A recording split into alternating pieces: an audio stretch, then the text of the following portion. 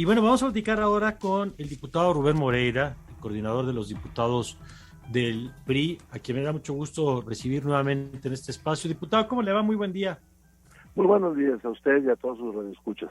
Gracias, diputado. Oiga, antes de entrarle nada más al asunto de la ampliación de las Fuerzas Armadas, seguramente conoció de esta iniciativa que ha puesto una legisladora de Morena en materia de reducir facultades de la Corte en materia de interpretación. No sé si usted ya tiene alguna valoración al respecto. Bueno, mire, primero déjame pongo sobre la mesa algo. Hay 4,000 iniciativas en la Cámara por Ujú. discutirse. Entonces, ¿a qué me refiero? Pues a que en la Cámara se proponen ahora muchísimas cosas. Yo a veces un poquito son de, pues no sé, de crítica. Digo que si todas ellas procedieran, pues cada 3 meses cambiaríamos el sistema jurídico de nuestro país, ¿no? Completo. Claro. Hay 4,000. Esa parte, yo siempre he pedido moderación. Algún día escuchamos a alguien que quería quitar todas las comisiones bancarias, que por cierto, algunas sí deberían de reducirse al menos un poquito. De repente encontramos a alguien que le quiere cambiar el nombre al país, recordemos Ujú. a un personaje famoso. O sea, hay de todo, ¿no? Hay 4,000. Yo creo que, y esto lo voy a decir porque, si perdón que me largue, Sí, porque hay sí, varias consultoras en este país que miden la productividad de los diputados claro.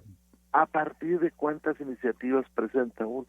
Mire, por ejemplo, ayer hubo una que se votó, era porque en alguna ley decía todavía Distrito Federal, Mm.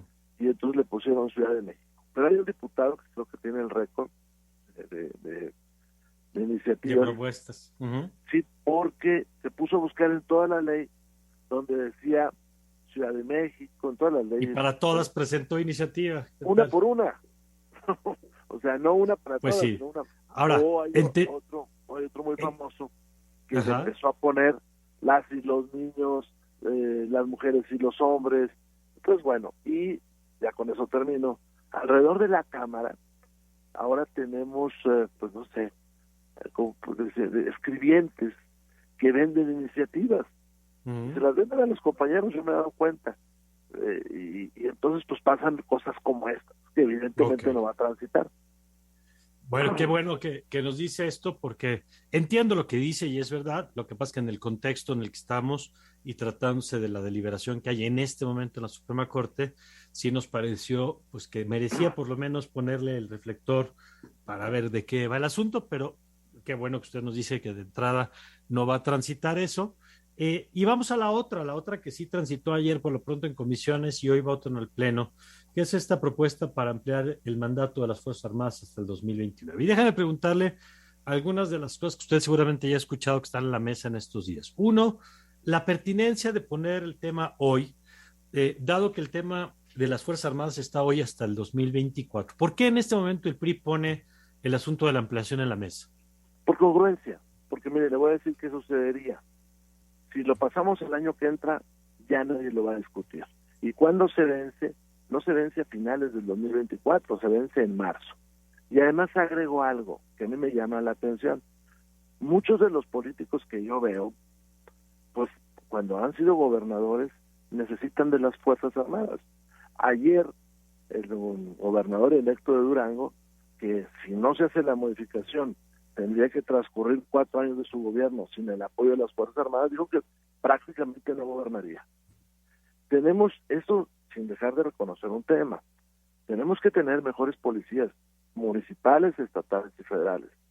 Y hay ejemplos en nuestro país, hombre. El estado de Coahuila, que era el más violento, hoy es uno de los más tranquilos. Bueno, ¿por qué? Porque quienes hemos estado en el gobierno, pues hemos aplicado la ley, hemos hecho diversas cosas. Lo que no se vale es retirar a los bomberos cuando está el incendio.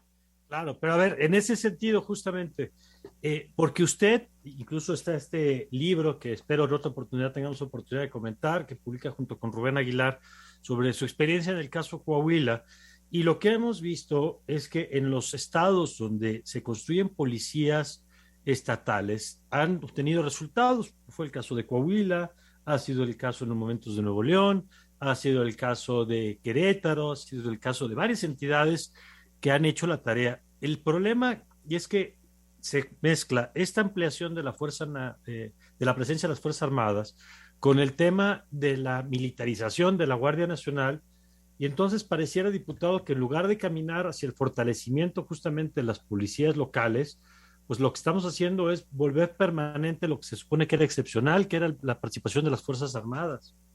Mire, la Guardia Nacional como modelo de policía, nosotros no la apoyamos, ¿eh? Pero también por el otro lado está, yo no veo a los gobernadores asumiendo su responsabilidad, y le voy a poner un ejemplo. Nuevo León con Rodrigo Medina tuvo un gran avance, y hoy trae un franco retroceso, ¿eh? Querétaro se está complicando.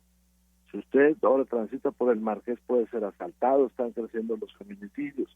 Pero también por otro lado, por ejemplo, Chihuahua tiene 4,000 efectivos de la Guardia Nacional, más los que tenga el Ejército, frente a solo 900 policías. Entonces, hay una comodidad ahí de todos que se tiene que poner sobre la mesa. Y hay un discurso que parecería políticamente correcto, el oponernos a que el Ejército pueda, en su caso, ser llamado y ejercer las funciones de seguridad. Yo no me explico, por ejemplo, en Tamaulipas, cómo le van a hacer si el Ejército no les apoya. Si así las condiciones están muy difíciles, pues yo no sé cómo le harían, ¿eh? Y más cuando los gobernadores no asumen su responsabilidad. Por eso nosotros agregamos ahí, en la posible reforma, la obligación de construir policías civiles municipales y estatales. Y hay municipios que las pueden tener, el municipio de Guadalajara, el Sí, municipio de Tonalá, de Zapopan, de León, las pueden tener. Si la tiene Saltillo, que es una ciudad grande, pero no tanto como estas. Entonces me parece un doble discurso que es bastante peligroso. Yo ayer veía a un diputado que decía, no necesitamos al Ejército, pero veía a su gobernador 2 días antes solicitando cuarteles y agradeciendo la presencia del presidente. Estamos ante un tema de ese doble discurso que lo daña a la gente, vaya. Oscar. Diputado, buenos días. Le saluda Oscar Reyes. Gracias.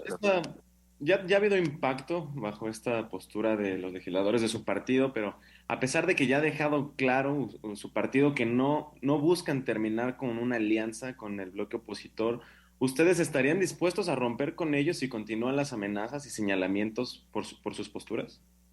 Por parte de nosotros nunca romperíamos. Mire, esa alianza inició siendo una alianza electoral que yo creo que es válido. Creo que se debe transformar en una electoral, en una alianza de cogobierno en aquellos estados donde decidamos ir juntos, y en una alianza legislativa en puntos específicos. Porque también le digo, luego esta alianza ha posibilitado, por ejemplo, la votación de temas como el matrimonio igualitario, porque nuestros aliados no están de acuerdo.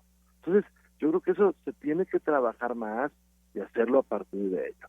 Y también lo digo, y se lo digo a algunos compañeros de estos partidos, ahora resulta que por darle un espacio, no es permanente, a la presencia de las Fuerzas Armadas, si es que se requieren, si el señor gobernador de Guanajuato logra la paz como se logró en Coahuila, pues ya no va a requerir el Ejército y que lo diga. Bueno, pues tan sencillo. Pero ahora resulta que eso nos imposibilita. Cuando yo en el pasado vi, por ejemplo, que votaron el IVA, pues oígame, discúlpeme, y que se votó el IVA, por cierto, para evitar, está firmado y circulan las redes, se firmó se amarró el IVA para que no hubiera alianza entre el PAN y el PD. O sea, esas son cosas yo no las comprendo, y los personajes ahí están todavía. Ya, por último, diputado Rubén Moreira, se ha hablado que dado este precedente en el que en este punto hay coincidencia Morena-PRI, que esto abre la puerta al tema de una eventual reforma electoral. ¿Lo ve usted en el horizonte? No, porque una cosa es que nosotros le permitamos al Ejército poder tener cobertura legal para, en caso de ser llamado, asistir a labores de seguridad, y otra cosa es quedarnos sin árbitro. Entonces, no, eso ya lo hemos dicho muchas veces, además no está sobre la mesa, No obstante, dice, no está sobre la mesa, no obstante que hay mandatos legales como el de las acciones afirmativas, pero nosotros preferimos decir no a eso.